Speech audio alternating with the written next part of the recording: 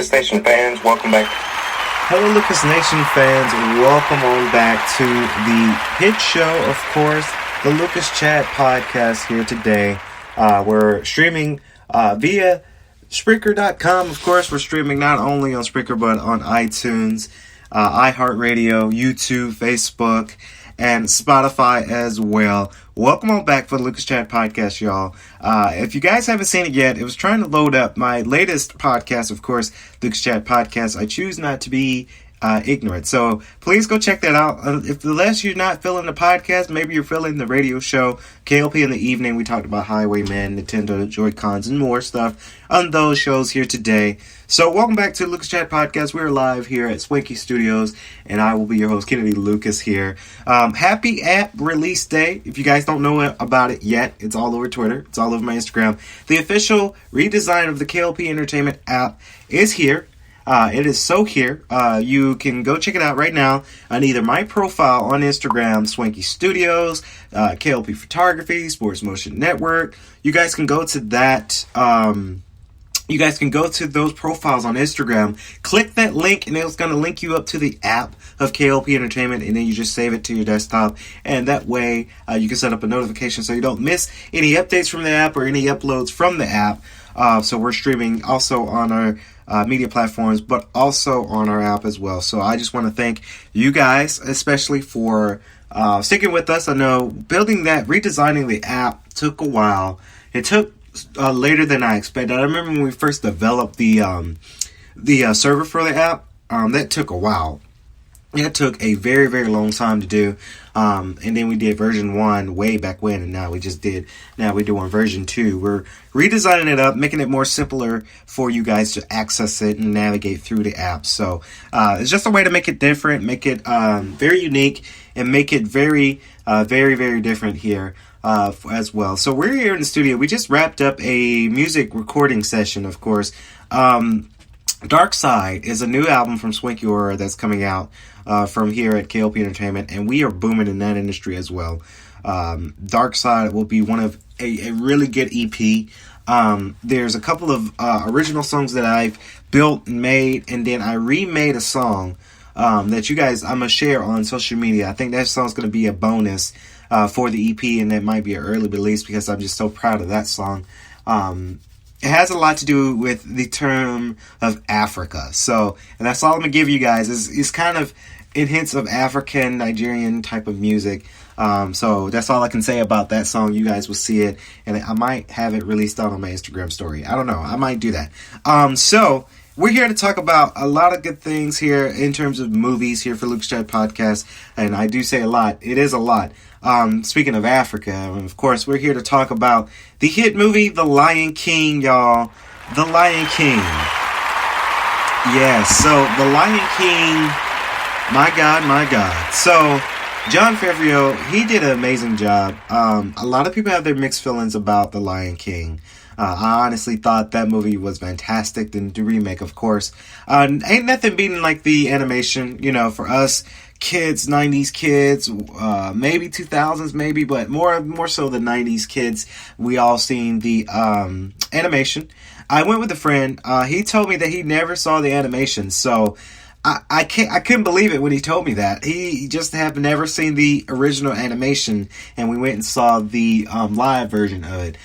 So I told him, after seeing the live version, now you got to go back and see the animation version so you can see the difference. You can see kind of the difference a little bit. I can tell they stick with the script straight from the animation. It was really nice, but all new voice actors, of course, except for James Earl Jones. Big shout out to him because that was the original Mufasa.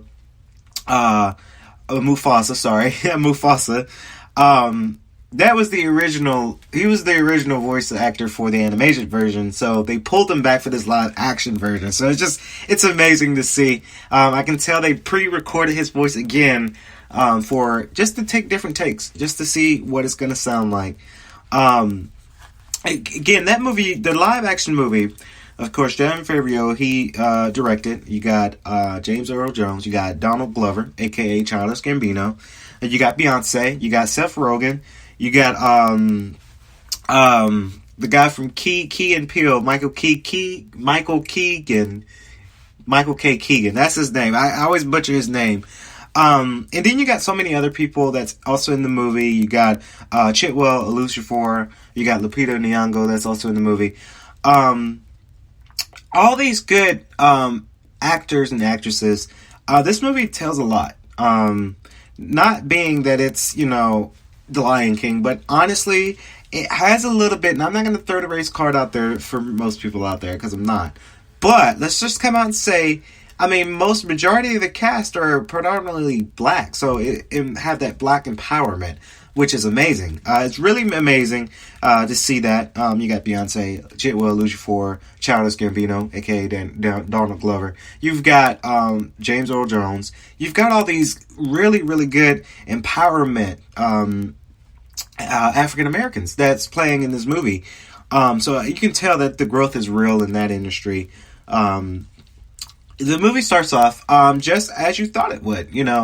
From the animation, it starts off with the song "The Circle of Life," and the monkey raises Simba up to announce the prince from Sarabi and Mufasa. So it's really good. Of course, I do have some mixed feelings about the second song, "Can't Wait to Be King."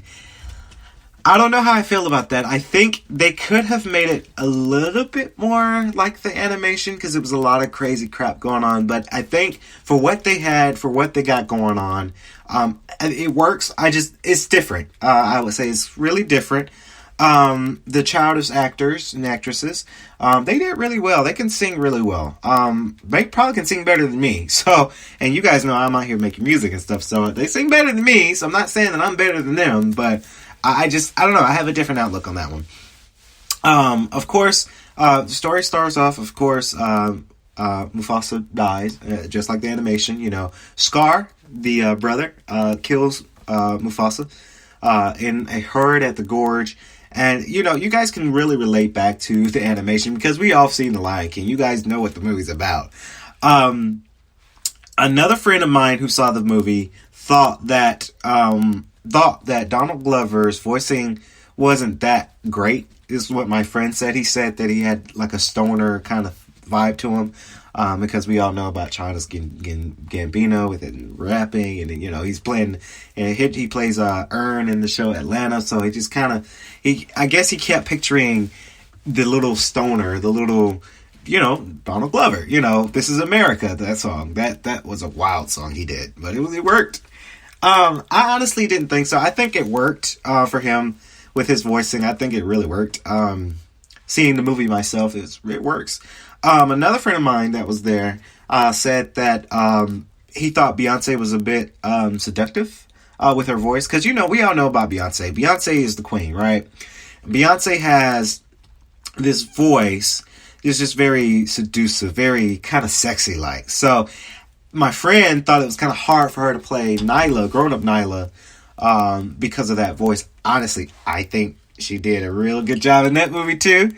And I'm not playing favorites just because I've seen the movie. I'm not playing a favorite here. I honestly think the voice actors, they did really well. Jon Favreau did really well in that, relating just like the animation. I'm really glad that they added facial expressions a little bit for this movie. They really did add that facial expression, like when Mufasa was about to die, he was hanging from that cliff, and Scar, you should see the lion's face. Like, they really animated that well to show that fear that Mufasa had. So it's really, really amazing to see. But it was cute. It was a good one. It was a good movie, seeing the young lions and how they interact within the story, within the movie. It really works. Chitwell Ejiofor, I could tell he's not really a big on singing, but he did it. I was a little bit nervous because Scar has a musical piece in the movie, so picturing Chitwell Ejiofor, one of the co-stars for Doctor Strange, 12 Years a Slave. He was also in that movie, so trying to picture him singing, that was just kind of, it wasn't weird. It was just, I bet it was hard for him because he never really, sang like that. But, he really nailed it, I think. They, in the animation, when Scar has his music piece, they added a little bit more beats to his songs. But in the live action movies, I think what the directors and producer probably was thinking, like, let's make sure Chitwell had a smooth beat to sing to, so it's not complicated for him. Because I think the songs were a little bit, Scar's song was a little bit different from the animation, if I can remember. I did like the Timon and Pumbaa scenes. I think Seth Rogen, and I forgot the other guy's name. I'm gonna see if we can pull it up real quick, but I forgot his name. But Timon and Pumbaa, they really did those characters justice. They like the goofball for the Lion King, of course. So it works. Seth Rogen in particular, he really does work, because we all know Seth Rogen to be the funny guy.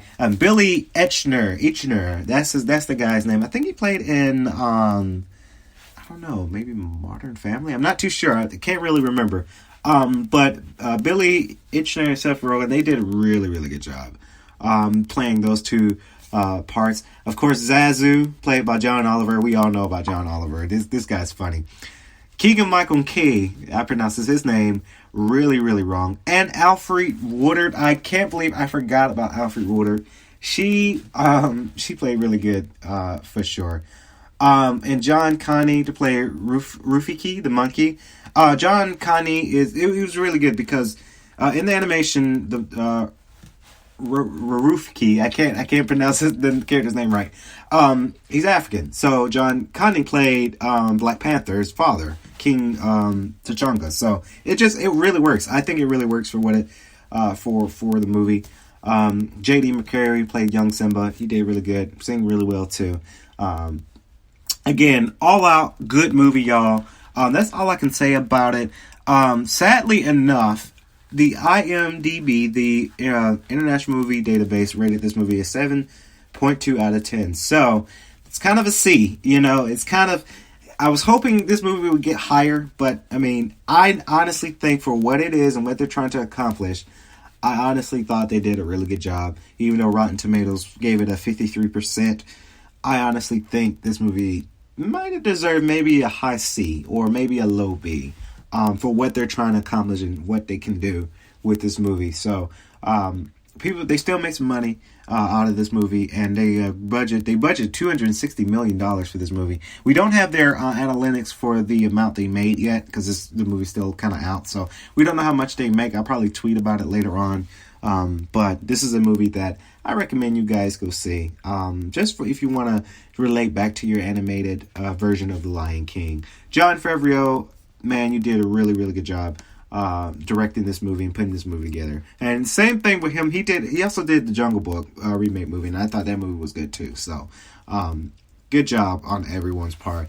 That's another way to get Disney to make another billion. Just kidding. So we're going to wrap it up here on the Lucas Chat podcast here today. Hopefully you guys enjoy this podcast. Hopefully you guys have a good, fantastic rest of your day. And stay swanky, everyone. Please stay swanky. And we're going to be logging out here on the podcast show here today. Please be sure to like, comment, subscribe to all of our media content out there. We out there. We're doing our thing. Till next time, y'all. Stay swanky.